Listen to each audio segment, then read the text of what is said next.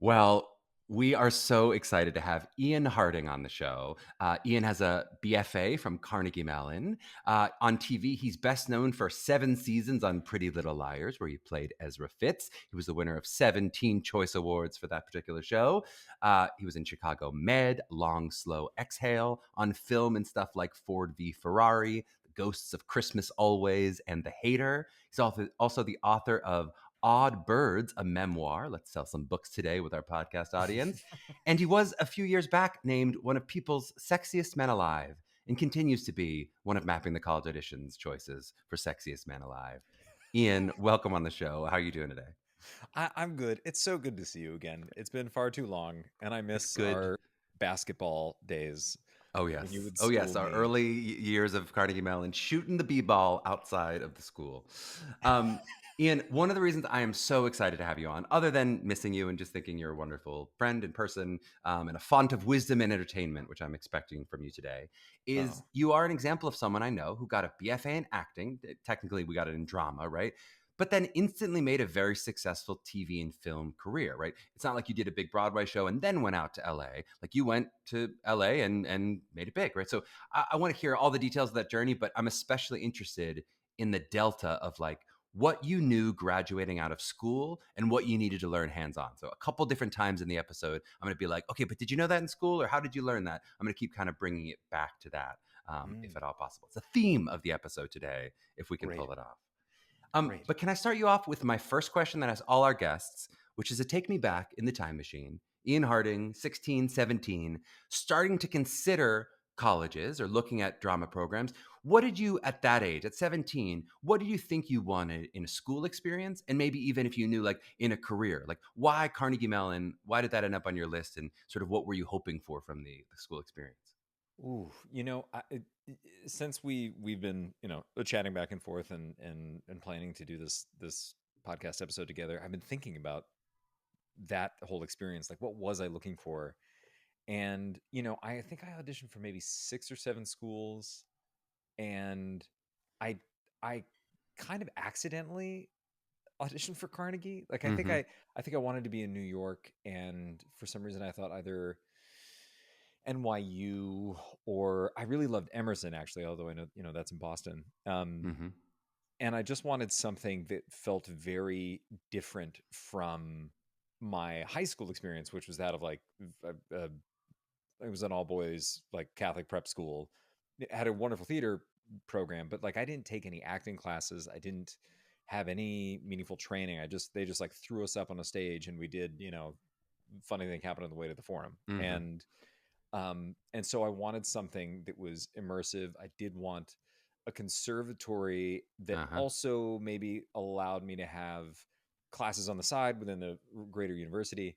Yep. And the more that I think I looked at Carnegie, like maybe even after I auditioned, which is probably why I got in, because I was just like, it's Pittsburgh. What do they know about Mm-hmm. drama? Low Um, stakes. Yeah. Low stakes. And I realized that was kind of the perfect thing for me. And then on top of that, I wanted, um, because I had no connections whatsoever in the industry. Mm-hmm. Both my parents are, military.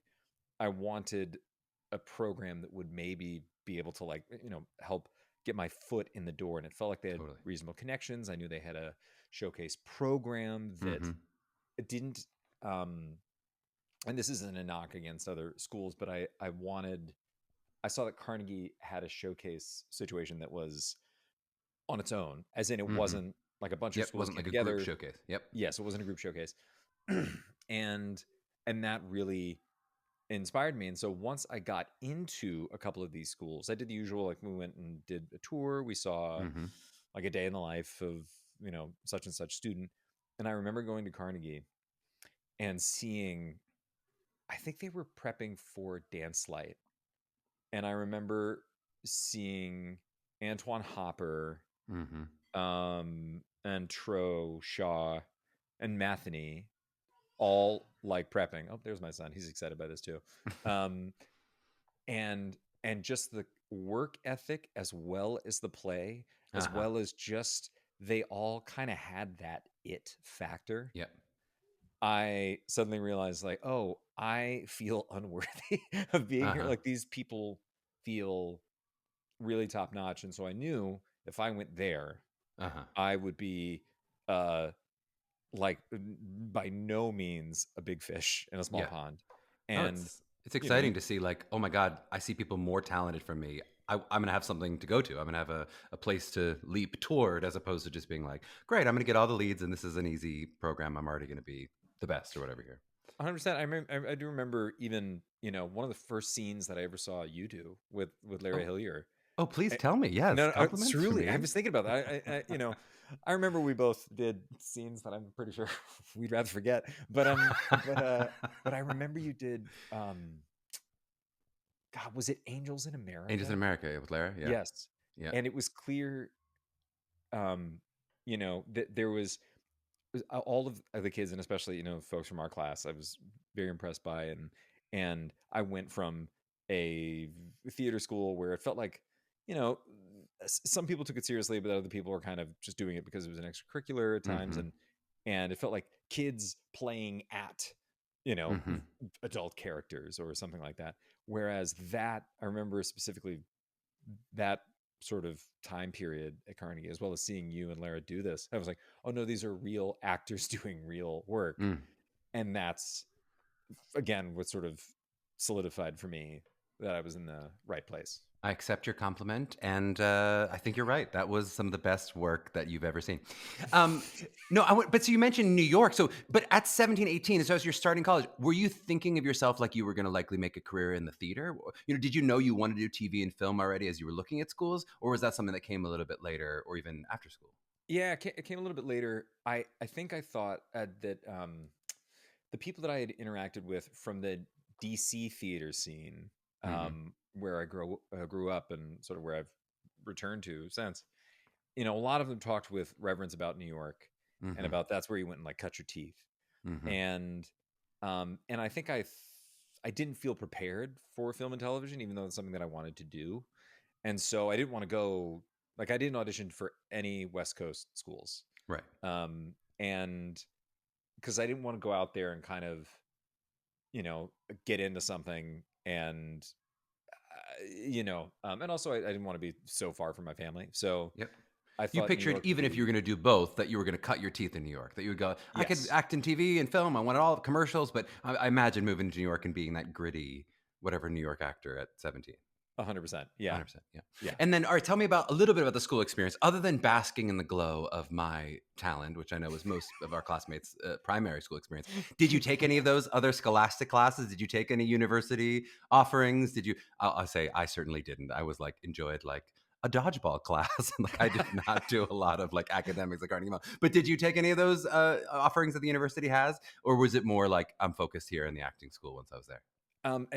It depends on which year we're talking about, Mm-hmm. because yes, when I got there, again, like deciding on Carnegie, I had all the, like, intellectually, I said, oh, I would like to take these other classes or something. And then once I got there, and I was sort of seduced by the feeling of the place and being surrounded Mm-hmm. by these really cool and funky people, and I immediately threw academics out the window. For And sure. along with a few other reasons in life, um issues, my freshman year was a pretty tough one Mm-hmm. academically, because I failed two of the academic classes, Mm-hmm. which was a kick in the shorts that I needed.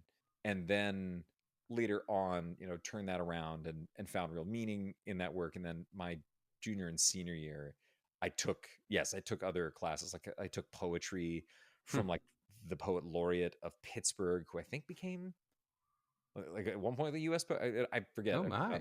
But Who's the poet laureate of Pittsburgh? Yeah. yeah, and this is terrible. Can't remember his name, We can't remember. Yeah, we'll Google this and add it back into the episode. because Maybe this was we'll pretend like almost Ian knows. 20 years ago. um, so but I did end up taking those, and I think it was meaningful for Mm, my work. If no other reason, just to, like, not focus on, oh my God, how am I going to make yes. this Chekhov scene work? Over Yes. here, No, it's like, no, I actually have to write this haiku for this class. that word seduction is a good word. I mean, not that it's necessarily romantic or sexual, but the experience of like that building. I mean, I think it's true for a lot of drama schools. It's so is the revolution of your college life that like Hmm. it can pull you in and sing you that siren song of like, Ooh. how much time can you be spending there? What more should we be doing? Why didn't I do a playground piece this year? Why didn't I do that? Like, it can sort of you get so caught up in that little world as if that is the entire world. And Yeah. then, yeah, it's only looking back that I'm like, why didn't I take more academic classes? Why didn't I experience more of Carnegie Mellon as a whole? But when you're in there, it feels like it is the whole world, at least to me. Yeah. Yeah. Yep. Yeah. And Um, yeah, go ahead. Go ahead. well, tell me a little bit about that showcase decision. So you pictured yourself at 17, 18. I don't want to get trapped in a 7 years of a show. And then that seems almost immediately what happened. That where you graduated, you did move to LA right Yeah. away, right? So Yeah. what was that experience? Now you're showcasing. For those who don't know, Carnegie has a showcase in New York and LA. Our year we even did a Chicago showcase too. But basically, if you're getting seen by agents and managers in both places, I imagine you had interest from both. What pulled you to go, hey, I think I do want LA at least for the first attack of my career? I think as my time at Carnegie progressed, I realized um, I really love theater, but I also really love film, and I also had a bit of a knack for it. Like Hmm. my junior senior year, I think by it was junior year, on accident, I got an agent in Pittsburgh, Yep. and I started auditioning for like local commercials, or like if a movie or a TV show came through town, I would audition for that, and a few of them I got, Hmm. and then I felt a weird kind of um, like I felt at home on a set, even though Hmm. I had never been on one, and even though I felt very nervous and completely lacking in talent. I think I still felt there was an understanding, like something Yep. clicked. And so as time went on, um, I, I it was looking more like LA was the place for me to go to initially, and then from showcase, I got a manager in New York because we did New York first. Hmm. And then he said, when you go to LA, you'll meet these people. And still with this manager, by the way. And uh, I met some folks there, really connected with them. Hmm. And it just kind of became clear, okay, if I'm going to give this a shot, I might start here. Yep. And then there was the um, compounding pressure of my mom saying, "Oh, by the way, so this is what you're going to be looking at in terms of college debt." Oh, and, yes. and I You're went, like, and "Oh, this is what an off-Broadway show pays, and this is what a TV show pays. yes, Yeah. yes." No, that Um, totally makes sense. But well, something there's like that. something so interesting, and we'll maybe hit this in the second half as we talk about that delta of what did you know, what didn't you know. When you say came naturally to you, I will say that is certainly the experience of like all of your classmates talking about you. When we go, oh my God, you hear about Ian? Oh my God, that thing's in its third season. Oh my God, like everybody is like, well, of course that was going to happen to him. Like it's just like it wasn't like, oh whoa, what a shock. He's so lucky. He's so whatever. We were like, oh, that's so right for you that you would walk into a pilot and you'd walk into a TV show and just be the amazing, charming self that you are. So like there was something that like nobody in school was surprised that that was the path that like, we couldn't have said this specific show or this phenomenon was going to happen, but to be like, oh yeah, he's going to be so successful on TV and film. Everybody, I'm sure by senior year was telling you, hey, this is something you have a skill set for. Yeah, that was, but I was also getting a lot of uh, cautious advice, which was, Hmm. and I did get during our showcase visit to New York, there was a casting director there for theater. I'm blanking on his name. Um, but he said, Ian, I need to warn you. You have the potential, or just like the way that you look, you could go out to LA and get Hmm. on some show and sit on it for 7 years Hmm. and then never work again. Hmm. And he said, just so be careful. And Mm. I remember thinking, like, man, wouldn't I be so lucky to work for 7 years straight? That'd Uh-huh. be great. And then lo and behold, that's what happened. And Uh-huh. so once it was clear that I was doing this TV show, once it was clear that it was going to go for a while, I started to try at least to lay the groundwork to Hmm. be able to either pivot away for that or create a life Yep. that because I knew there would be because I knew I was so lucky. It's always Yep. interesting whenever you talk about luck. People are like, no, no, no, it's not luck. It was like, no, no, no. There's so much luck involved. Always. There's Yep. persistence, hard work, Yep. absolutely. Um, but I knew that there was going to be the leaner years after Yep. this. Yep. And that's been true and also amazing Yep. in that, yeah, go ahead. Well, I was just gonna say it's so interesting. I mean, that is a very specific problem of I booked the hit show for 7 years, and then what do I do next? I do think for a lot of young actors graduating, and some of our listeners, maybe juniors, seniors in college, are considering this exact question. There's like that version of it, and there's also the version of it like I'm really good, I'm getting a lot of heat, but I'm basically sitting around for 5 or 6 years in final callbacks, booking a pilot that doesn't go, but Yeah, not really working a lot because you feel like, well, I got to keep you around for pilot season. Now, of course, now pilot season is a little bit of a different phenomenon than it yeah, was when we yeah, graduated. But that was, I think, the fear too. It wasn't just, oh, you might book a really successful show and then struggle afterward. But like with all the buzz and heat of what you were getting, right out of showcase, there was no guarantee that that was going to turn into anything. That could have turned into sitting around for 4 or 5 years, doing a lot of big auditions, but yeah, not actually booking the big thing. And then you're yeah, like, well, what have I done? Now I'm 27 and I don't have a resume really. And where do I yeah, go in the world? I know for a lot of people, that's a big decision between New York and LA. It's like, would I be more likely to work, even though it's not paying me money, versus LA is the sort of lottery ticket to go. You could hit the thing that then buys you the house that and oof, pays off your student debt and all that kind yeah, of stuff. yeah, yeah. It's that is a tough one, and um, I don't know where exactly I fall on that because yeah, I think we know people who that was their path where they were able to like get in for the Coen brothers or something, Mm-hmm. and now my son in the background, yeah, they could get these huge auditions, but they weren't um, booking it, and then their agents dropped them. Yep. They so what did they build? Right. How do And you spend that capital when we know that's yeah, incredibly valuable opportunities they were having? You talk about luck. It's like the preparation, meets the opportunity. But like yeah, those opportunities, if they don't cash out, don't necessarily. You can't spend those 5 years later. Like, but I was really the it person for auditions for 3 years. yeah, Go yeah. great. How do I use that? That's a tough one, and I think I would always urge um, people to go where you will have the better life. Mm, And I mean, we can get into this in a little bit, but it's obviously with the way that auditions happen now, you don't mm-hmm. necessarily need to be in New York That's or so true. LA, and it could be one of these sort of situations where um you know okay, everybody's telling you go to LA, but in New York, that you have more of an opportunity to work consistently in stage there. Mm-hmm.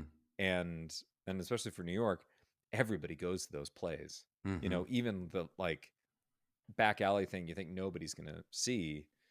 And Will Brill, another one of our classmates who you should absolutely get on the show. Oh, we're um going to Ian. We booked him. He unbooked him. He's coming. He's coming on the show. yeah, he's People, don't I'll worry. force him. Yeah. He is an example of somebody who went to New York and it just done a bunch of plays, some of which like nobody's ever really seen, but like one night Sam Rockwell's in the audience, Mm-hmm. and Mm-hmm. and I think it's about building it slowly, Mm-hmm. you know. And I think he's a real example of somebody who has built a strong foundation, that he Including now can. TV and film too. I mean, it's not Yes, just plays. Yeah, for sure. exactly. So um yeah, I But feel like I before we probably talk got too more much of the information. counterfactuals of what you could have done and how other people could do differently, let's talk a little bit about, for those who don't know, the sort of audition experience and booking of Pretty Little Liars. Like, because this is Yeah, pretty soon after school, right? Like, this is. I think you started in 2010, so that I know we graduated the year before. So, what was that experience from sort of showcase to the auditions that led up to? Imagine it was a series of auditions to actually yeah, booking this role, and then sort of how that changed your life pretty quickly. yeah. So the basic thing was, I we graduated, May of 2009. I was out there pretty quickly. Like, Hmm. I feel like we graduated on like May 14th. I had driven across the country and was in LA by May 18th, or Wow. Yeah. whatever. So, Not stopping to um, sleep. You're just going. no, I think we did it in like 3 or 4 days. But and then did the whole thing of like because by that point I went and I had agents and I had a manager, and I did a bunch of casting meetings, and like Hmm. just went and met people, Getting to welcome know to people. town, Yeah. blah blah. And um and then I had booked this one movie that actually ironically like brought me back to Pittsburgh, Hmm. and um and then was back in LA, and pilot season hadn't started. It was October of 2009, and there were certain cable networks that started their casting process then, as opposed to Mm-hmm. the bigger networks.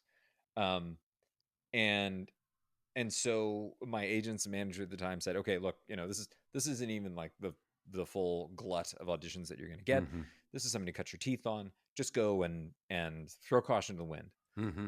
And and it was, I think, with that mindset, I went in and I just got this audition for Pretty Little Liars, um and I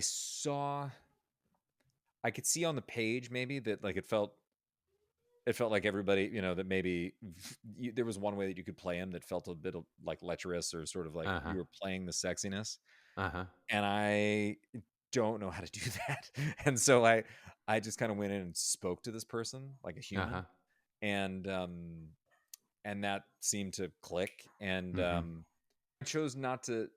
Yeah, I just spoke to the person like they were a human being, and I got a call back.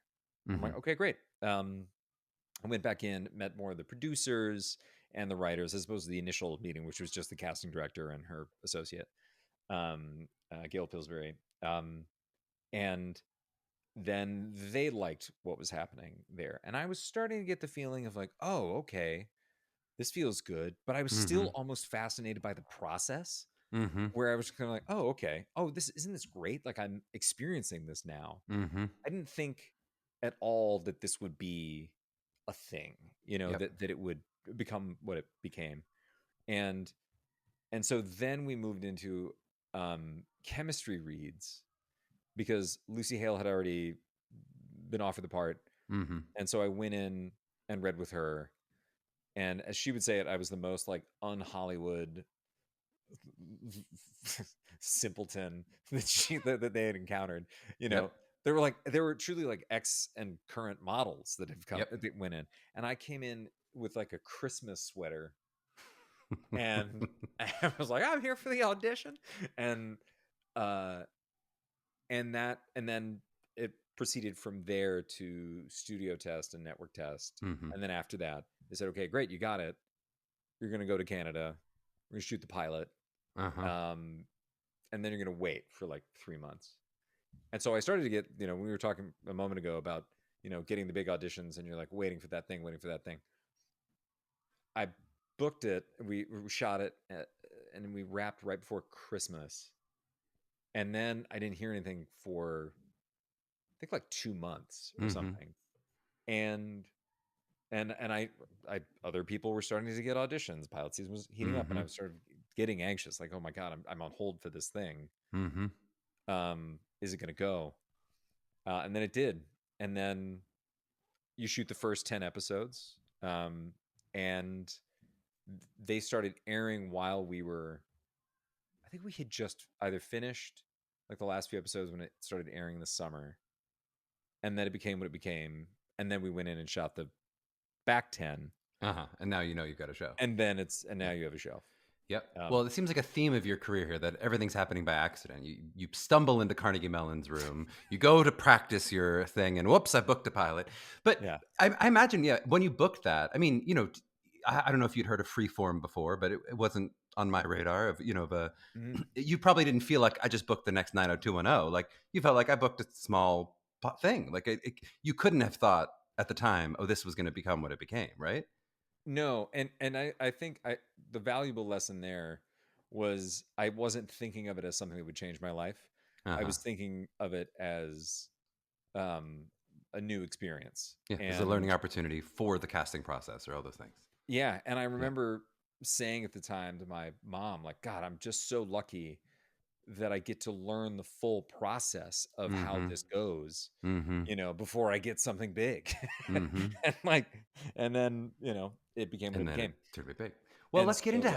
how big that was. I mean, that show had, as a ravenous following. I mean, Mhm. especially among that certain age group, which this whole time I'm teaching students of that age group. So so many of whom would say in an initial consult, "Oh my God, I'm a huge Pretty Little Liars fan." Like that would be unprompted. And then if I'd be like, "Oh yeah, one of my classmates is in that," they would be like, "You're joking. You're lying. That can't be true." Like it wouldn't be like when I'm like, often now I'll be like, "Oh yeah, my wife's a Broadway star or whatever."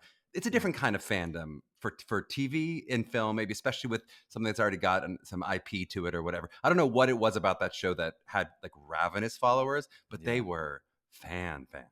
So Right. like, Yeah. how did that change your life? I guess, yeah. What was the effect of like, oh my God, overnight, I'm sure you're being recognized places. I'm sure you're being hounded and asked for things and, all that and stuff as you're still 23, 24 at this point. You're a Yeah. kid.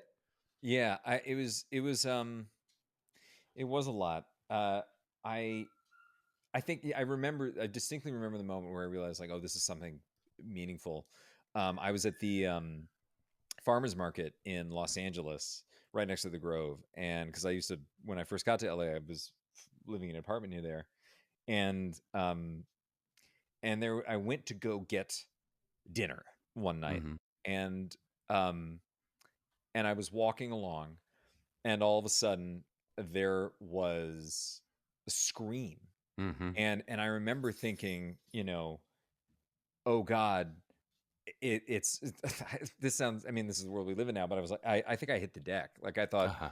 Like, it's what's like, oh, going this on? Something's wrong. somebody's getting shot or like Yeah. something, and then I am pulled up from the ground by dozens of hands of teenagers, Mm-hmm. and phones are put in my face, and that was really like kind of the most aggressive thing that I would experience, Uh-huh. um but yeah, I was also lucky because I was not on the posters all the time, and like Right. I was not, I was like lower down on the call sheet.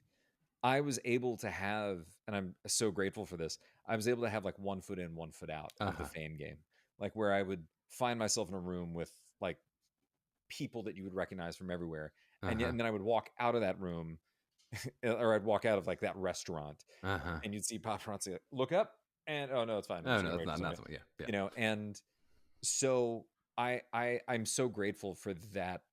I didn't Mm-hmm. go from like 0 to 100 in 5 seconds. I Yep. went from 0 to like 58 in 5 seconds. Well, but it also feels like you went to 0 to 100 for a certain age group or certain, like for fans of the show. I mean, you were really, so I mean, a Oh, heartthrob. 100%. Everyone's in love. 17 Choice Awards in a row. My gosh, you couldn't lose.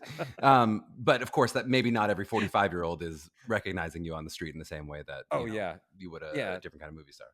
So it did change my life in so many wonderful ways, where I was able to, there was security there. Was able to get auditions. I was suddenly like Yep. in the room for things that were substantial. And it gave me a lot of opportunities. It also, the other side of that coin is it did tie me up for 9 months out of the year. Well, I was just going to say that. So you talked Yeah. about the trap the New York casting director warned you about. Yeah. But so how does all that excitement, sort of affect your next steps career-wise? Because I imagine by season 2, season 3, you're already starting to think, okay, how do I parlay this momentum into something that's going to help me toward the next thing? But of course, now you're locked in. I mean, in terms of the contract, you're doing this for the 7 seasons, right? They're keep dropping Brinks trucks in your backyard, and you're going, thank you, yes, right. But I'm sure Yeah. that in some ways that's paralyzing too, going, I signed a contract now and I'm Yeah. this is what I'm doing. So how are you thinking sort of strategically of going, how do I take this into the next step for me? Yeah. It varied. It varied a lot, because it truly, I think, especially for the seasons, I think there were 3 seasons where we shot 25 episodes a year, and so that took 10 months out of every Mm-hmm. year. Um, and then I was off in the winter, and I think I did have the moments of panic, feeling like, oh my goodness, I'm not going to be able to do anything else. Mm-hmm. My skills are atrophying, and what am I going to do? And then I was lucky enough to interact with some older actors who said, the old cliche, but it's so true, that this is a marathon and not a sprint. Mm-hmm. And I interacted with actually Shailene Woodley, who was on The Secret Life of an American Teenager, Mm-hmm. and at some ABC Family, or then ABC Family, obviously now Freeform, like Upfront or something like Mm-hmm. that. She and I had a conversation, and I think she had just done The Descendants Mm-hmm. with Clooney, and that's what kind of got her out of it. But it was very meaningful in that, like, she said, like, look, I think this might alter the direction. It may not.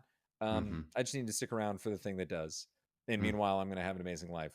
Mm-hmm. And that was so meaningful, because it felt like she had a rich existence, Mm-hmm. as opposed to, you know, as much as She's this not industry. plotting and pre-planning. This is exactly how I'm going to escape from this prison. Yeah, I'm going to let this happen as a, obviously a fortunate prison, but it's yeah, not going like I'm trapped in this and here's how I have to get out. She was going to go, I'm going to keep showing up and seeing what comes for me yeah, or because how I get out. that mentality is how this wonderful profession and calling that we all love, Mm. and making, entertaining people, gets robbed of its joy, Mm-hmm. which is if you start thinking strategically, or you start thinking like, okay, and now I'm going to do this, and now I'm going to get, and I did for a while, and those were probably some of my lowest, most Mm-hmm. miserable times, where like I remember the absurdity of this moment where I was sitting in a house that I had bought Mm-hmm. with money I had earned as an actor, looking at swaying palm trees and this like beautiful day that I had, and I was about to go to set, and at Warner Brothers, where, Mm-hmm. and I was having a panic attack. Mm-hmm. And you have to like, you say, where does that come from? It comes from uncertainty. It comes Mm-hmm. from not knowing where the next thing is, and not knowing, okay, does this mean I'm never going to be this kind of actor that I aspire Mm-hmm. to? And I think what I've learned over the years, and especially after having that sort of coming down from that peak, Mm-hmm. um, is actually where you find the most joy, because it's I was able to focus more on like what was the kind of life that I wanted, and I was able to, save my money. I was able to, build friendships and relationships, and then I got to act on top of it, Mm-hmm. and almost kind of not need it, you know.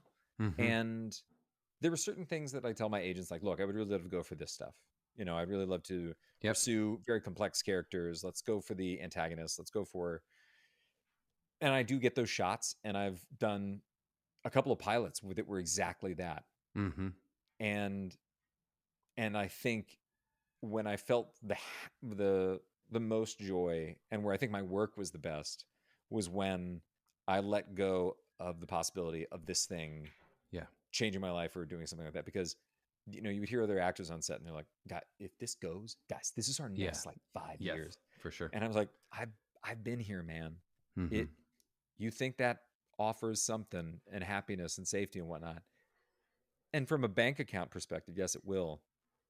But people still find a way to, to screw that up Find a too. way to be unhappy. I know. Well, Yeah. in some ways, you're talking about the difference between like having vision and purpose for what you want your career to be, but not necessarily having control over it. Right. This is a career Hmm. that you cannot control the No. exact direction. You can say, "Hey, I'm going to keep vision boarding this, and I'm keep working toward this, and this is the thing that I'm hoping will happen." But you can't hold it tightly because we don't have any control in this business of what parts are going to go out, whether you're going to book it. I mean, there's all these things you go, I have so little control over that, or if I book it, will it go? I mean, there's so much of this. You go, as an actor, I control very little of this actually. Oh yeah. Yeah. And even if you were to get into the reins of like producing, Mm-hmm. and now like, oh, I'm going to produce this as like a vehicle for myself. Well, then, you have to go through the whole rigmarole of like, well, who's going to like, okay, is this a TV show? Is it a movie? If we're doing a Mm-hmm. TV show, where's it going to air? Is it going to be streaming? Is it not? And like, who's going to buy it? Like, what's the demographic? Mm-hmm. And it's a miracle anything gets made, Well, for sure. and, And then there's a um, strike, and you're like, well, or a pandemic, and you're like, I didn't control any of those things. I couldn't have made that happen or not happen, or I can't make there not be a strike. I can't make there not be a pandemic, and both things which are long periods of time where work is down, and there's nothing you can do about it. yeah. And I know it sounds terrible, but I was so grateful. Yes, of course, I would prefer that the pandemic didn't happen and that all of those people were still alive. But, um, from from a personal perspective, where like, you kind of stare into the abyss, Mm-hmm. that whole era, like I didn't work for 15 months straight, and I was somebody who had worked pretty consistently, Mm-hmm. and now suddenly, it's I had put so much of my sense of self and identity and self-worth into being an actor, and here you are, and you're not acting. Mm-hmm. And it was so great because it was Mm-hmm. so painful, and Yep. got to work through that, and thankfully I have a saint of a spouse, um and now I was able to see through that, like what I wanted my life to look like. Mm-hmm. And then here's what acting and that part will, here's where that will fit in over For here. those of you who are just listening to the podcast, Ian is giving you hands to show the portion of life that is career. There's a hand bracket. So you picture his hands are making brackets. It all makes And sense. it's not a big portion. I was doing, It was just for some reason in small, my big mind, to I was like small. a square, and this is a little, this is the It's acting the portion Hollywood right here. squares of your life. Hollywood square. Yeah. What does your team look like at this point? Let's say season 4 of Pretty Little Liars or whatever. You're at the place where you're going, man, this is a big hit. I won a couple Teen Choice Awards. I'm in an exciting moment in my life. I imagine you have an agent and a manager, but who else have you brought into your world? Do you have a press person? Do you have stuff like a social media manager at this point? We'll talk maybe a little more about social media later. Do you have a personal stylist? Like how big is that team growing for you as you're going, I'm in this sort of this real world where I'm competing against big, quote unquote, let's say celebrities, right? You're in the kind of celebrity world, even if you say you're a 50 out of 100 instead of, on the celebrity scale. What does that mean in terms of team, and how do you know to form what goes beyond? I think most actors know I might have an agent and manager, but how do you know what comes next and what you bring on? Yeah, my team is big-ish now, but the great thing is that it kind of comes and goes. I don't need to like constantly monitor all the, like, for instance, I have a probably season 2 Mm-hmm. of Pretty Little Liars. I got a publicist, and I'm still with her. Her name is Gina Hoffman, and she is amazing and delightful, and we have like a wonderful bit of communication or vocabulary with one another, where when I have something to publicize, we come on and I'm on for that month, and so I would pay her for that month, Mm-hmm. and then it's a big shebang, and and usually like it's before a show premieres or before like an opening of a movie, like a Mm-hmm. month or two before, and that's when you do, like, she gets you the press appearances, the photo shoots, et cetera, et cetera. That's And how you then got on after this that, podcast was that. Yeah. You'd have paid a lot of and money for this. she I know. wrangled you. She was like, Yeah. "Look, Yeah. Ian, I was like, fine if you need. All right, fine. I'll do him a favor. I know him. Ian is Yeah. 50K a minute, so you better make it now." Uh, which is God, not even. But and then I've had the same agents and managers since I graduated. That's awesome. And what's lovely is we've all sort of grown up together, Mm-hmm. and so I have my agents, or my manager is in New York, but is bi-coastal. Mm-hmm. Um, and then I have one agent in New York that sort of looks out for more theater oriented things and things that are more New York specific. And then in LA, I have a feature as well as a TV agent. And so they do different things. And what I like about having a team of that size is they're able to, Mm-hmm. in the deal making process, they're able to say, like, they're able to do good cop, bad cop, or, one of them has a good relationship with this cast director or Uh-huh. this producer. Um, and then a little while down the line, I'd say probably like 3 or 4 years ago, because it was pre-pandemic, I got a lawyer, an entertainment lawyer. Uh-huh. And the reason I did that was because contracts were getting a little bit more complex, and there was more to be um, haggled over. And Mm-hmm. this was specifically because I was going to do a travel show that looked like it had legs until, and I was like, man, 2020 is going to be the year of travel, and I was wrong. I was Yeah. very, very wrong. Yep. Um, but I brought him on because he is able to, like, get into the nitty gritty details of Uh-huh. a non-traditional TV contract. Right. Compensation that's not standard when it's 20 episodes or whatever the thing is. This is Right. how would I compensate if this happens or if this happens or all those things. Yeah, and honestly, I don't know where I would stand in terms of, if for especially the folks who are more up and coming. What can tend to happen sometimes is, let's say you get a little bit of heat around you, and suddenly you get a giant team, and you're Mm-hmm. paying all of them Mm-hmm. a lot. Um, but my advice with that would be, if you have a large team to sort of, as a flex, I guess, then that's probably a waste of money. But if they're creating meaningful opportunities for Mm-hmm. you, then do it.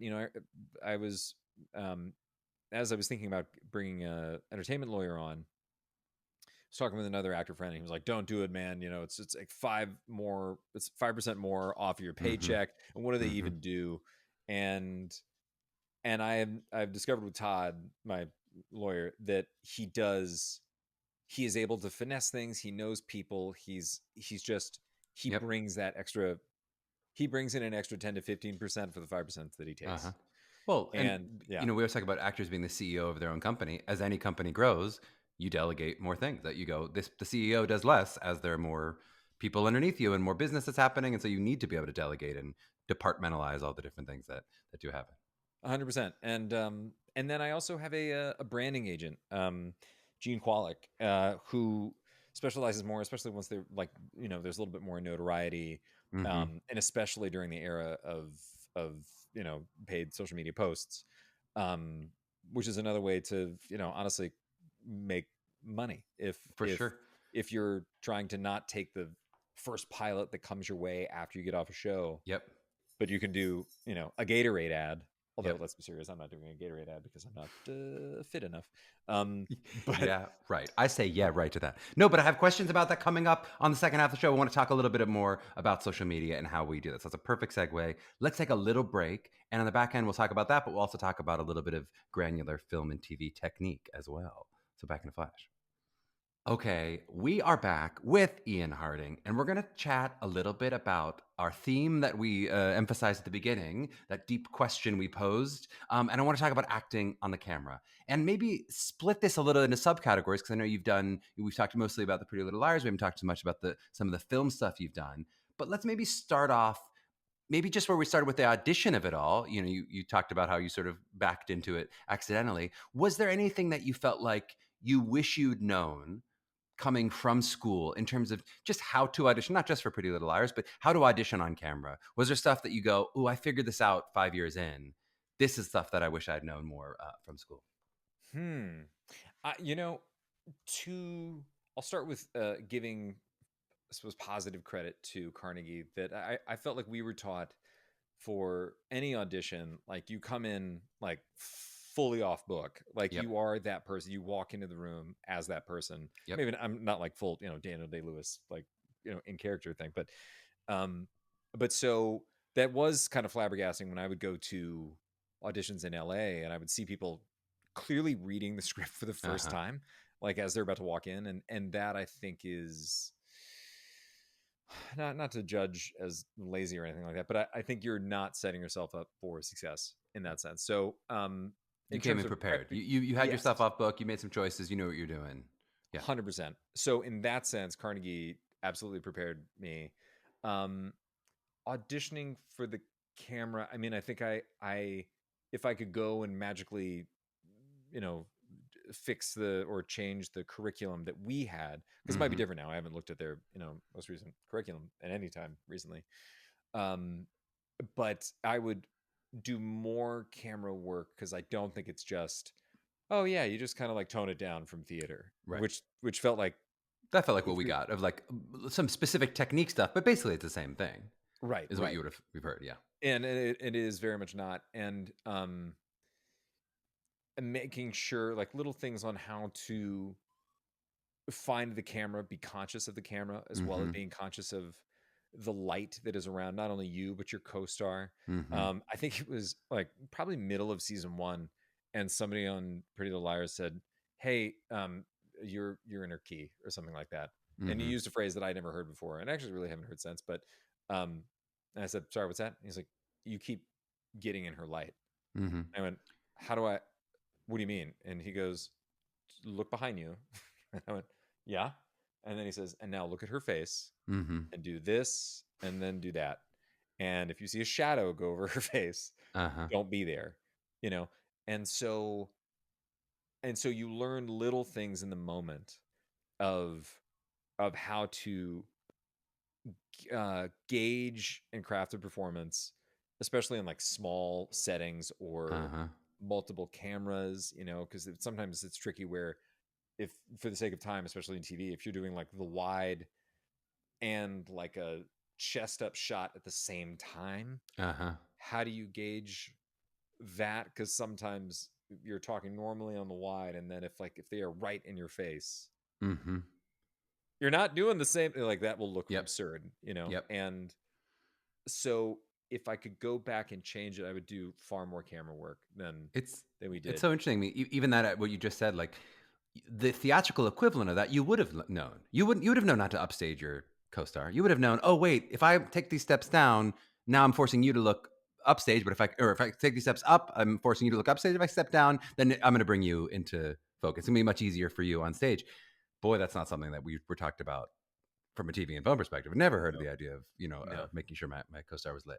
But what about and I know it's we'll get as granular as we can get here, but what about from like an acting perspective? You think about something like Pretty Little Liars, which you had 7 seasons of. You may have had some idea, and maybe you can tell us what you knew of the plot versus what you didn't know. It's not like you get to read the entire script the way you would with a play, but Yeah. like how much of the kind of acting stuff of like objectives and beats and tactics, how much of the stuff that we're learning in school do you find yourself do you ever find yourself 2 seasons in and be like, oh my God, I'm not doing any of that? Or were you using that? Like, how did the stuff that you would have worked on in a play, when they say, oh, it's the same, whether it's Shakespeare or whether it's a sitcom, Yeah. how much of that did you find to actually be true for you?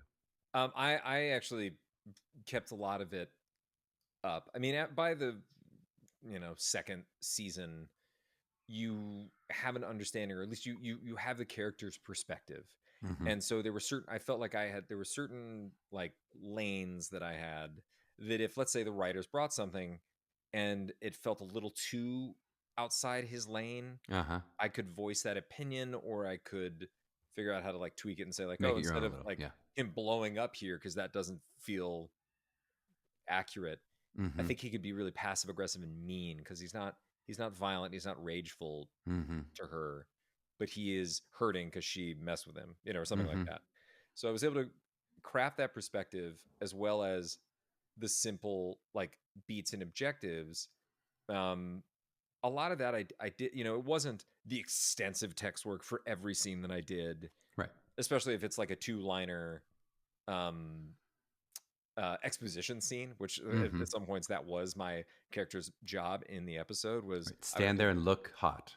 Look stand there and desirable. just say like, wait a minute, but doesn't that mean that so and so is going to show up at so and so time?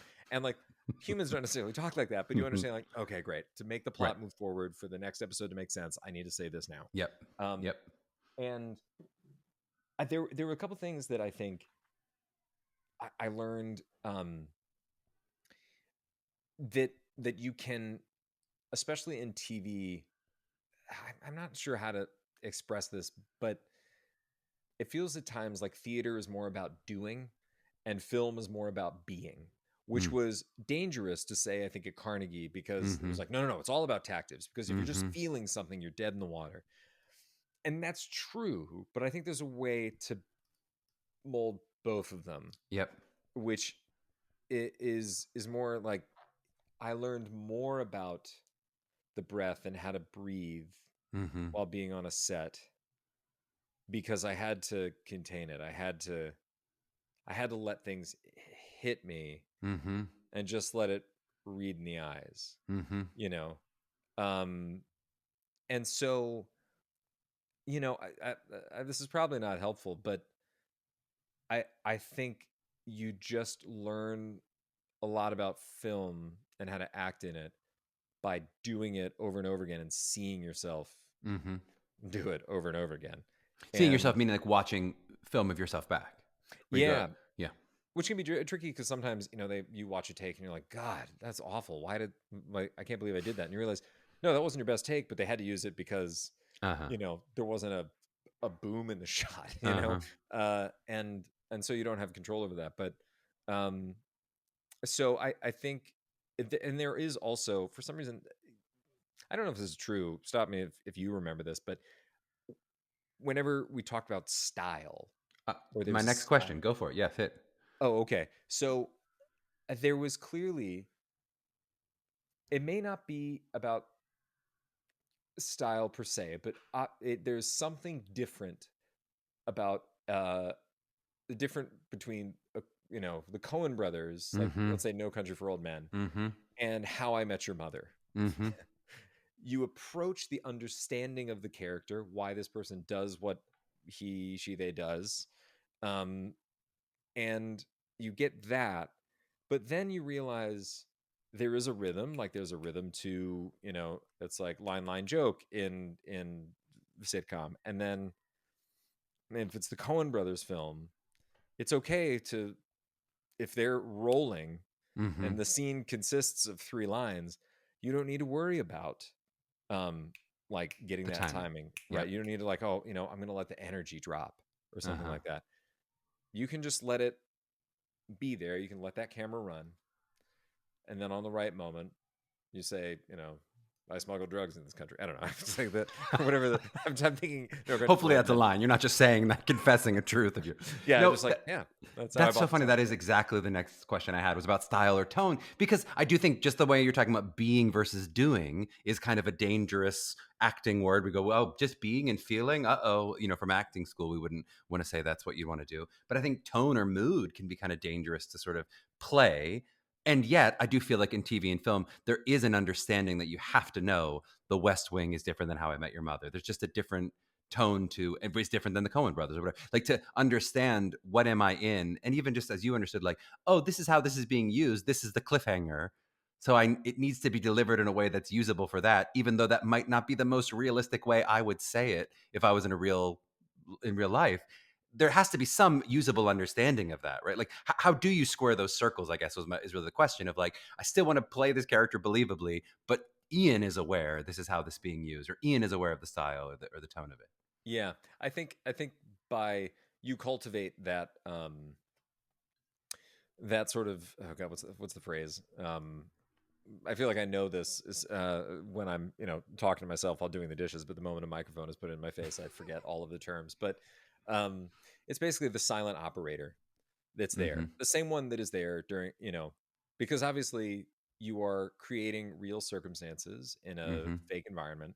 You do that on a stage where you're in a forest and you're fighting for your child's life, Mm-hmm. and you're not, and you're also conscious of, here's my light, and Right. exactly like the And whole if the thing of like, emergency bell started ringing, you'd know I was in a theater and I'll stop. Like, you're aware of all those things. right. Yeah. And it's the same thing for film. um so you learn how to make that, I guess, as autopilot as possible. Mm-hmm. And sometimes that's just a matter of like, you're going to run the take a couple of times, Mm-hmm. and we're going to figure out that, even though I'm sobbing, I still have to get to this mark, and I Mm-hmm. still have to lean out the window while I do it, you Mm-hmm. know um and eventually you sort of lose awareness of it. You're saying um autopilot the operator. You autopilot the part of you that's trying to hit your mark, and so that you're able to yes, focus on the action or whatever is happening in the scene. right, the same way that Yeah. you get to a place when you drive, Mm-hmm. that I'm not conscious of, now I put on the turn signal because I'm leaving my Mm-hmm. lane. Yeah. If you're There's driving with my wife, you would be. But yes, that's a different question. You'd be very conscious of the timing of all of those things. What says the about man who let's lives in New York and really should not have a car, but I Ain't digress. that the Yeah. truth? And yet I do, and yet I do. Let's talk about film sets. So you mentioned sort of style difference. When you do, something like Ford v Ferrari, which was like this big blockbuster movie. How is that experience of, you said you're not high on the call sheet of Pretty Little Liars, but by season whatever, you're one of the stars of the show. Like, what is the difference between that experience of sort of a regular set where you're known and you're whatever, an entity, versus coming onto a big blockbuster film set and there's Matt Damon and Christian Bale and all these things, and you're Yeah. fitting into that team? Like, how does that feel different in terms of the way that you work? Yeah. Oh, it's night and day, and it's again the sort of the intangible thing that only happens once you're on the set and you can kind of get a feel for things. And Pretty Little Liars, I think, again, when you're higher up on the call sheet, and TV in general, it is far more of a writer's medium, and Mm-hmm. so film is very much the director's medium, and especially on that set where it was like James Mangold was it. Like, he called the Mm-hmm. shots, and as a result, that movie was amazing and was what it was. Mm-hmm. And it was even the difference of like looking at, with Pretty Little Liars, Video Village would be, the director, the writer, the lead writer for that episode, a couple of other writers, some of the producers, and then Mm-hmm. like a few other people that you're kind of like, who are you again? And with Ford versus Ferrari, it was one seat. Uh-huh. No, I guess two, because He's there was alone in the Strippy. village. Yeah, and Yeah. so he called all the shots, and because he had his own um reputation and just a skill that he knew what he wanted. He knew how this would land. He Mm-hmm. knew he could see it all in his mind. You just trusted him. And so at one point, and I watched him do this, not even with just me, but like with at one point, Matt Damon and Christian Bale, like they did the scene one time and he came back and he said, no, sorry, guys, I need you to land this way, regardless of how it feels. Like just so, Mm-hmm. because we're spinning the camera around and the cars are coming around at the same time. So Mm-hmm. you need to do it that way. And they're like, okay, got it. And they do it again. And he like stops mid scene and walks up and is just, and moves Christian Bale in one direction and moves Matt Damon. And I watched it. And I was kind of like, what? Like this Mm-hmm. is, you can do that. But again, they had a repartee. They were, Mm-hmm. peers and whatnot. Um, and so, you know, I did notice, especially with film though, and maybe it was just on that project where there was more of a budget and there was a little bit more time, which is always kind of hard to say. He basically we could do take You could play. You could play with yeah, different versions of it. Were you playing with different lines, or are you, for the most part, like just different line readings? different versions of it, different intentions, different pauses in the line. Mm-hmm. But especially, I mean, for me, because that was just a learning experience for me. Like Mm-hmm. I forget sometimes that I was even in that movie because again, some of my scenes were cut out and that's okay. But I've just got to watch Uh-huh. Christian Bale and Matt Damon Uh-huh. and John Bernthal and Tracy Letts Mm-hmm. work. Mm-hmm. And that was eye-opening because they would do the first couple takes more or less on book, and then they would kind of go off and they would mess with the lines. They would, try make just a off the wall choice and then Mm-hmm. dial it back. And so that was more about um, giving the editor and giving Mangold as many options as he needed Uh-huh. in the edit. And then, whereas with TV, it feels like, especially if it's like you're producing a lot of episodes, you're doing 10 to Right. 15 or more pages a day.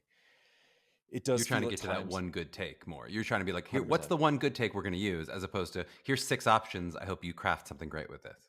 Yes, yeah, and especially with TV, I would find myself, especially when I felt more comfortable, like I probably wasn't going to get fired. Um, I I felt that, okay, maybe the first take I'm going to do what's on the page. Mm-hmm. Not like I'm not going to make up a paragraph or something, but then the second take, maybe do a choice that's a little bit more off the wall, Mm-hmm. and and then let whatever the director, or usually the producers, come in and say it's a marriage of the two. Mm-hmm. And by that point, I did what I thought they might want, which is always kind of dangerous and you really shouldn't do that. But and then I got to do one gutsy one that I Mm-hmm. want, and then on the third take, Mm-hmm. that's that's what that's what they might use. And by the way, we need to move on anyways. Yeah. You know. Yeah. You're like, don't, let's not even do the second take. We're just moving on. You got it. Wait, I didn't get to do my gutsy one. No. Oh yeah, Yeah. no, that does happen. They're like, wow, okay, yeah, we got it, and you go, oh no, hang on, That was the fake one. That wasn't the one I wanted. and they're literally already moving the set around you. That's the yeah. Can we talk about the social media of it all? So we teased this in the first half, but I've interviewed a few of our former students, some of whom were TikTok stars and all those things, and Yeah. I've interviewed a lot of like big Broadway people. I mean, Jesse Mueller, Annalie Yeah. Ashford, whatever. Some of Yeah. these Tony Award winners, and most of them have like 100,000 followers, which is like a ton of people. But you, Mhm. my friend, probably know this, have 7.1 million followers. So just that 0.1 represents what the other truly successful stars have total. And now, again, you're talking about orders of magnitude for a Christian Bale or a Matt Damon. But, obviously a huge part of that success comes from being on this truly hit show. But it's obviously also something that you are consciously trying to navigate. And when you talk about a brand manager, I mean, it's something you can turn into money potentially. So I just love to hear, like, what were you thinking as that's happening and you're going, oh my gosh, and I don't know the timing of when it was growing to holy man, we're in the millions now.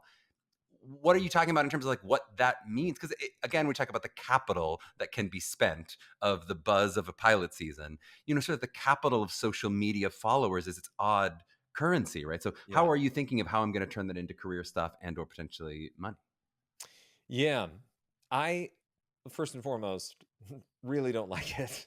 And but I understand it's part of the business, and I understand it's just something that one needs to do.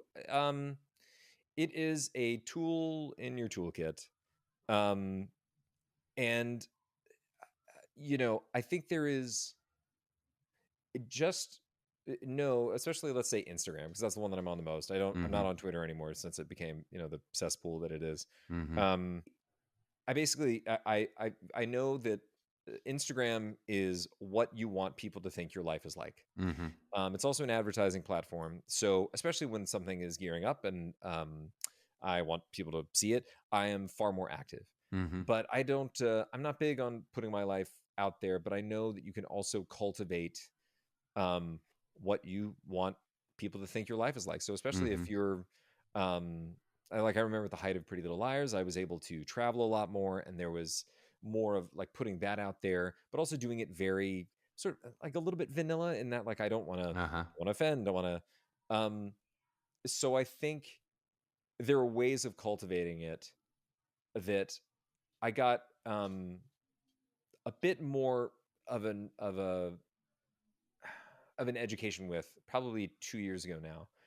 Um, there was at one point my manager said, "Okay, you know what? Maybe let's explore the social media thing. You Mm-hmm. clearly have a following. You're wanting to do these other things, and it would really help if you had, a high engagement on social media." Mm-hmm. And I said, "You know what?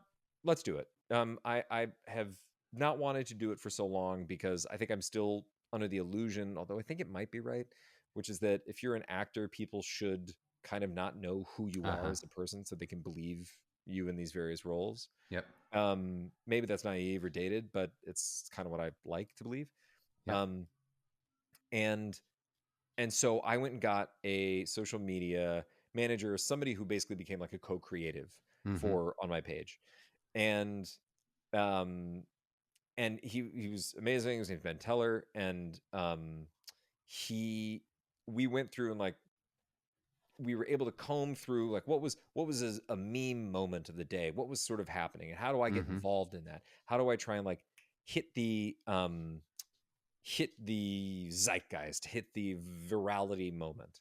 Mm-hmm. Um, and I thought that was, after a while, it felt like I was spending more time with that than I Mm-hmm. was on thinking about the kind of projects that I wanted to create, like film or theater wise, and the types of characters that I would want to play.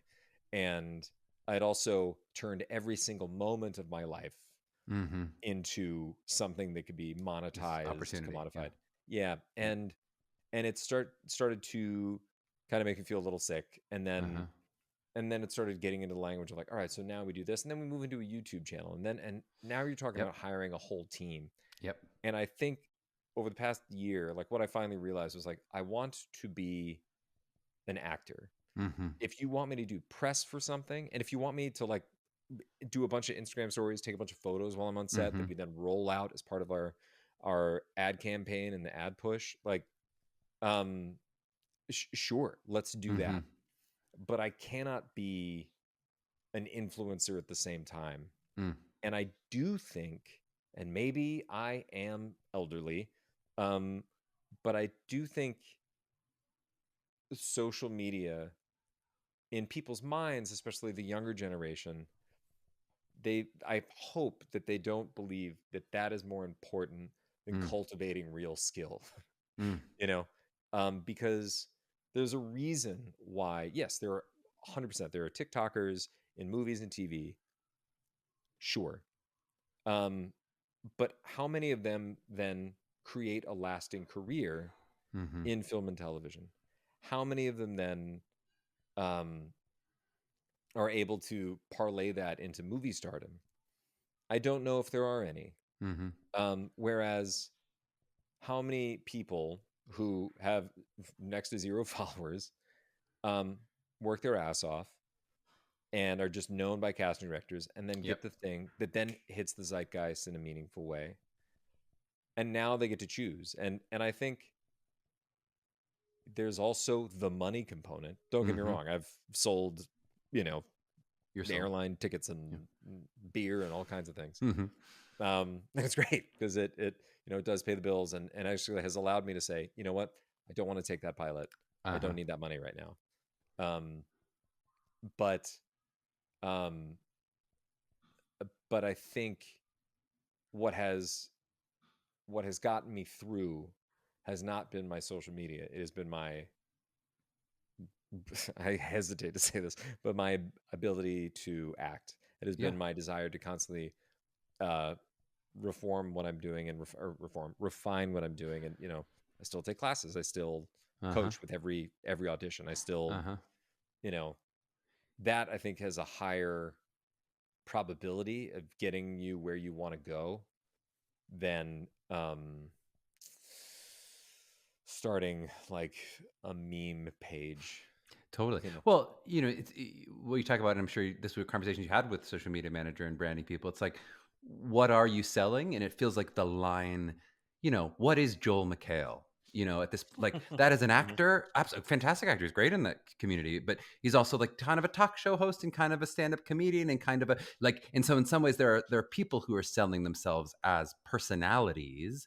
Yes. And can cross that boundary really, really well into I'm on Twitter and I'm on whatever. And then there are people I think who do think of themselves as I am an actor playing make-believe characters first, and the social media is only an avenue for that. And it's kind of everything in between. I don't think there's a right or a wrong answer, but at some point, if more of your focus is on your YouTube channel and your TikTok and your Instagram, then yeah, of course you can't also be running a whole separate business that's you being an actor. I mean, this is, the CEO can only be doing so many things.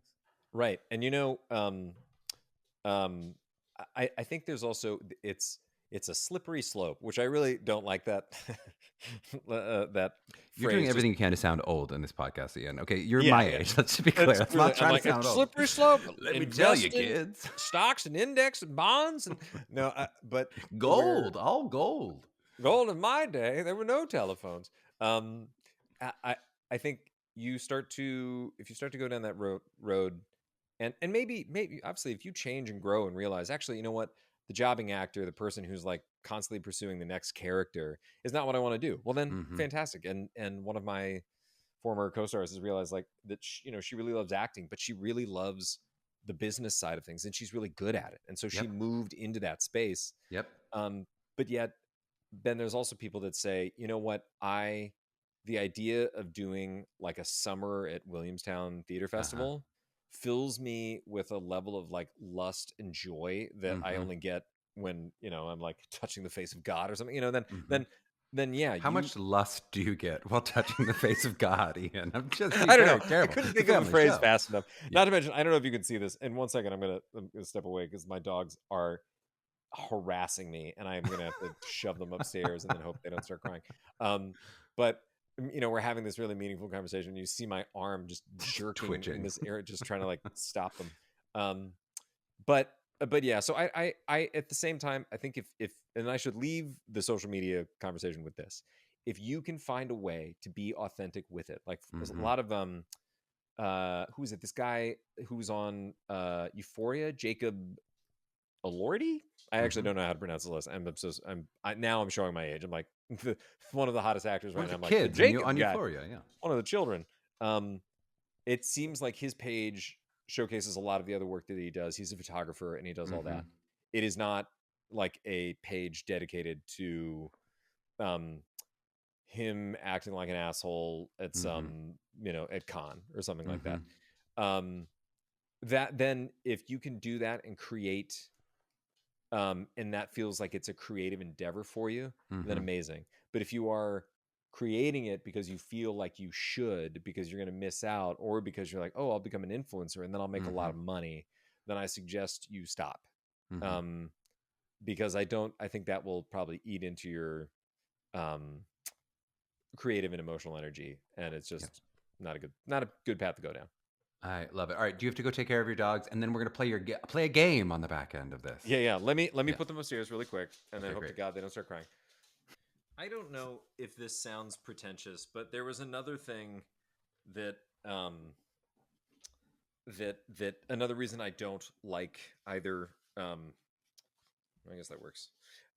Social media or that not don't like, but I think or just having like the obsession with the phone, Mm-hmm. only because I think it takes away from your ability to be present.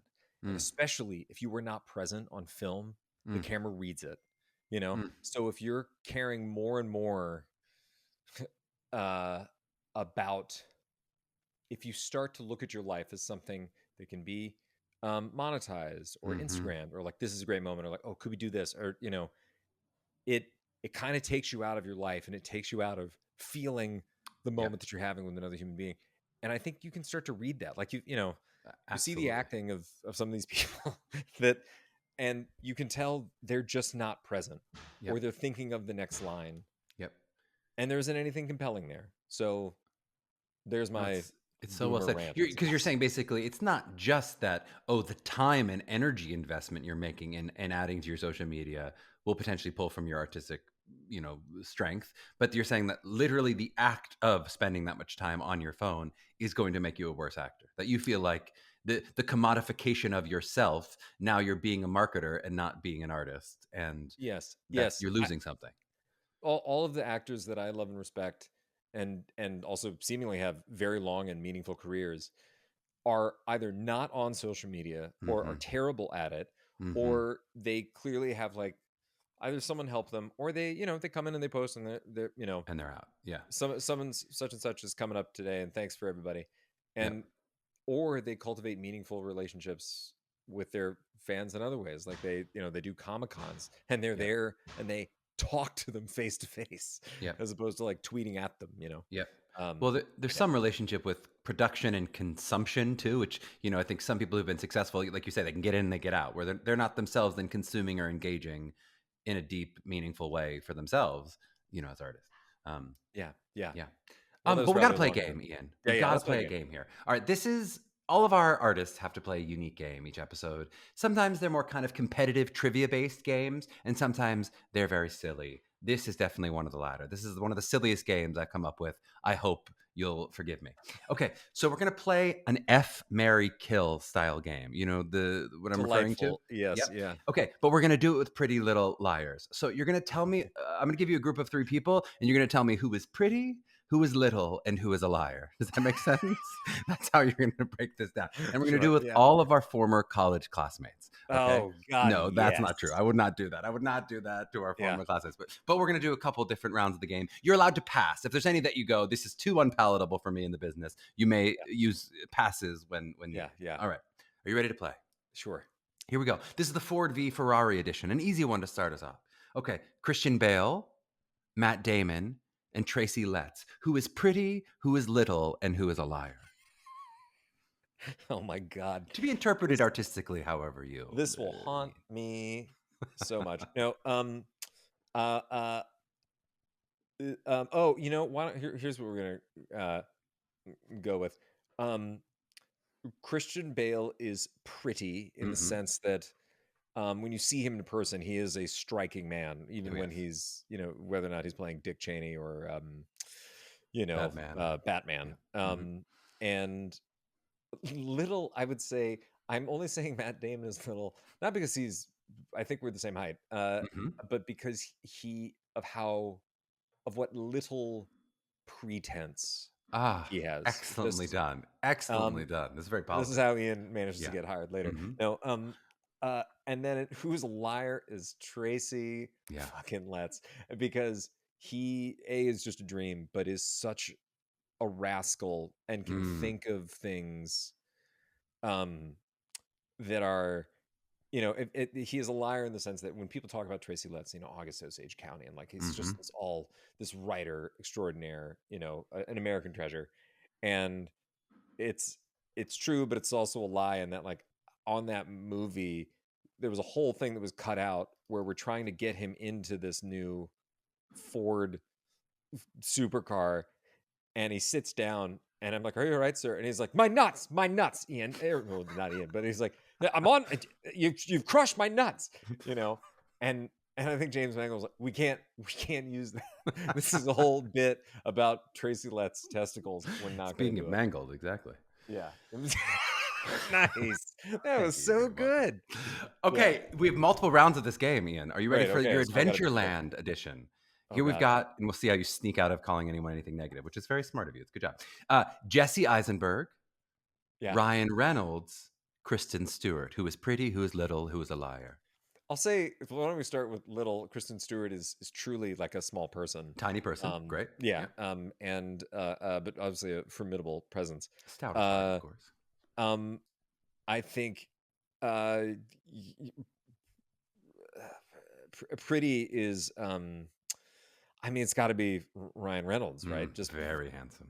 Just on a, he's all shoulders and Mm. no waist. I'm sure Just at some a. point he's ranked above you on the sexiest people alive. I'm sure. Oh my God! Fact checkers haven't checked, but I'm sure he's been there. Yeah. Yeah, 100%. And liar It's Eisenberg. is, I would say, Eisenberg, just because he is also just the kind of, has a mind that you're kind of like, why are you an actor? I think you're lying to yourself. I think you should be a neurosurgeon.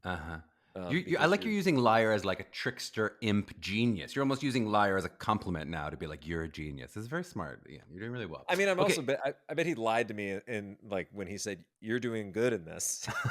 You're like, that's so not true at all. That's not true. Yeah. All right. What about Love and Other Drugs? We talked about the one brought you back to Pittsburgh. Anne Hathaway, Jake Gyllenhaal, and fellow Carnegie Mellon alum Josh Gad. Anne Hathaway, Jake Gyllenhaal, Josh Gad. Who's pretty? Who's little? Who's a liar?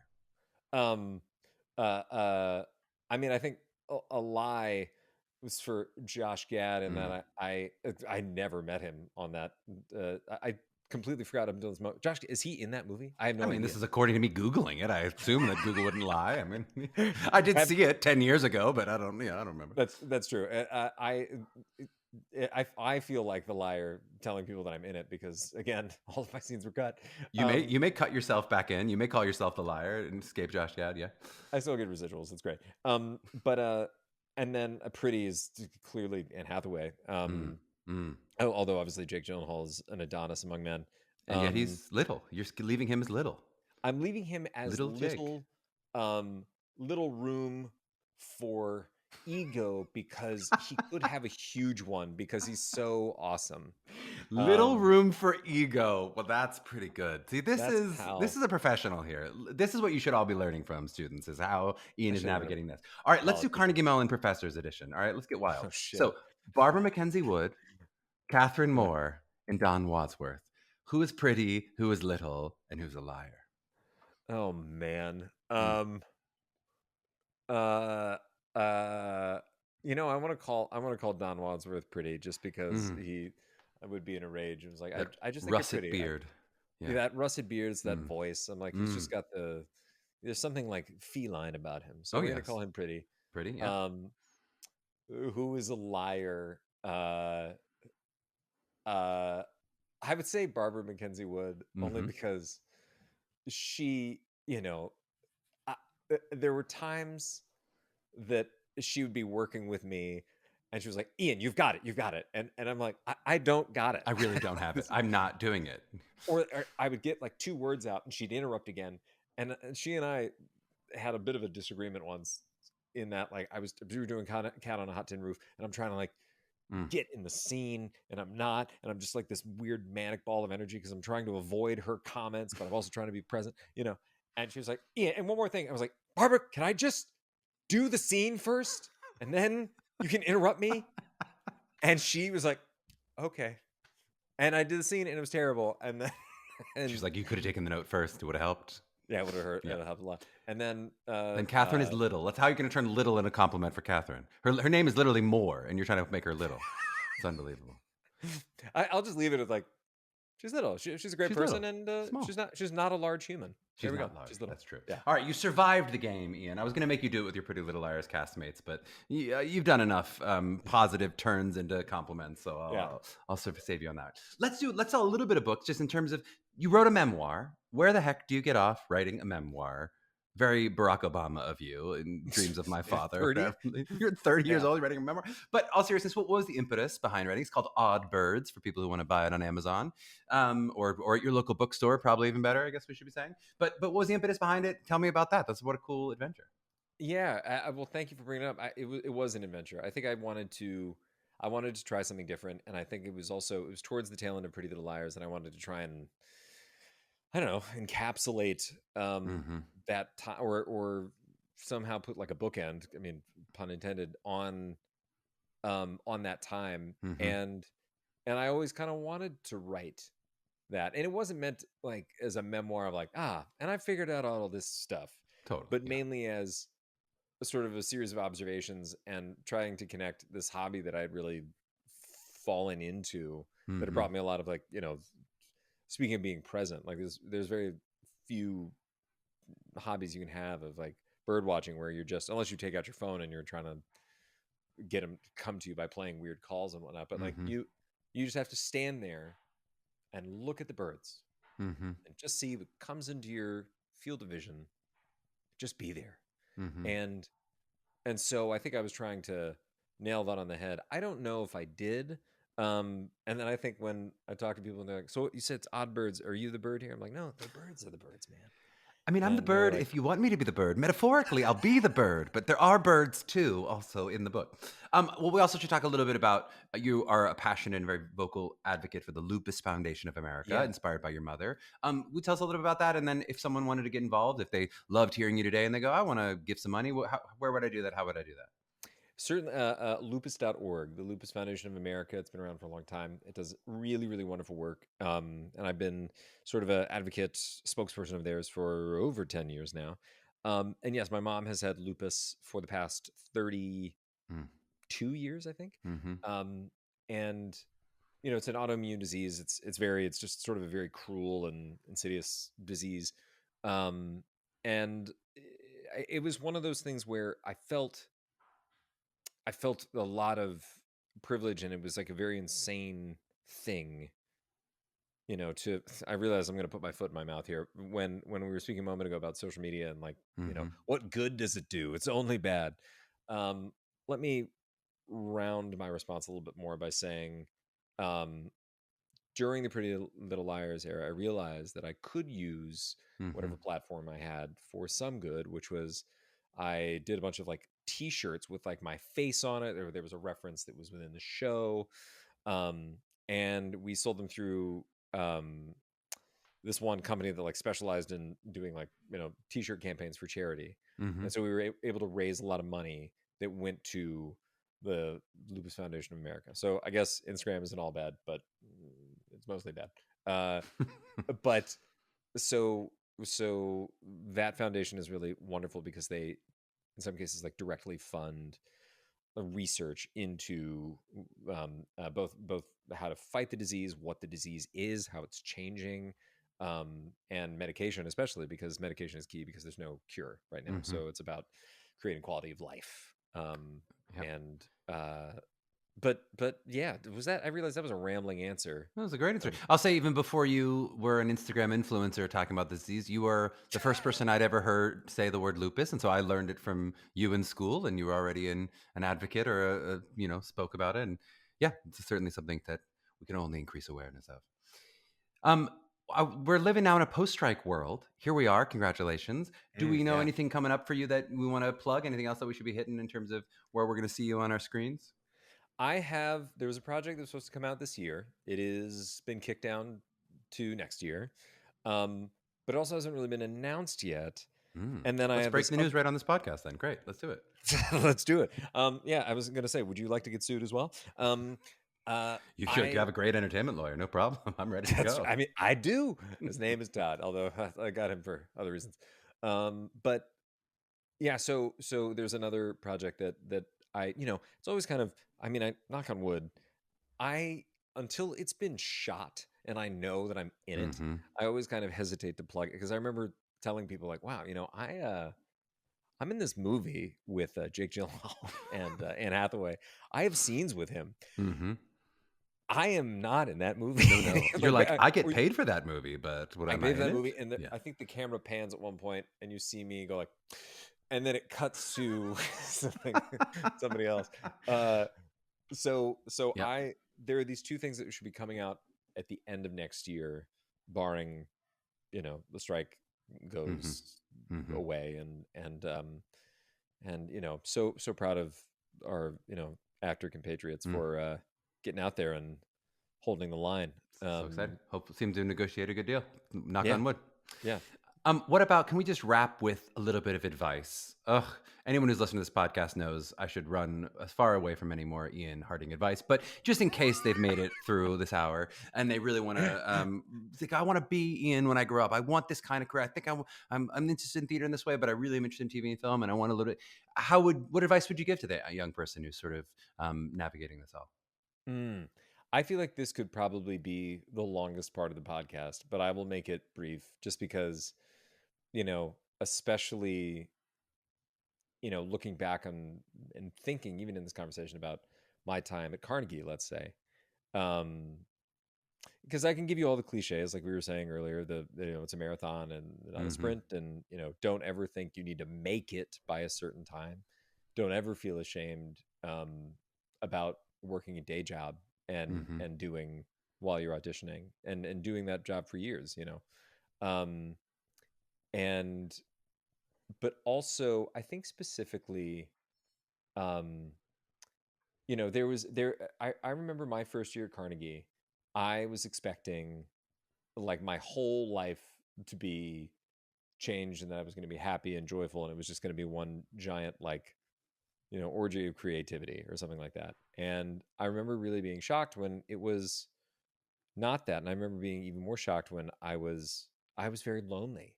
This is And at college, at freshman year. college, Yeah, yeah. Even though I was like a very social guy. I mean, you mm-hmm. remember me during that time. I felt like I was Life of the everywhere. party. Yeah, live at the Yeah. party. Um, and I think I would urge, especially a lot of young actors going to conservatories, Mm-hmm. um, and thinking like, okay, wow, or I got into Carnegie Mellon, I got into Mm-hmm. Juilliard, I got into these other places, and here we go. It's like either smooth sailing or Yep. now I will be happy. Especially in Mm-hmm. some places where kids are coming from environments that where the drama club is still viewed with disdain and Mm-hmm. was their only escape or something like that. Um, and then finding that maybe it's not, or finding that you're lonely or anything like that, which is what I was my freshman year. I encourage you to know that it will get better, it will pass. Go find other things to do, cultivate a meaningful life, Mm-hmm. and then the acting will come along the way. Mm. And so um I would say Ian, that.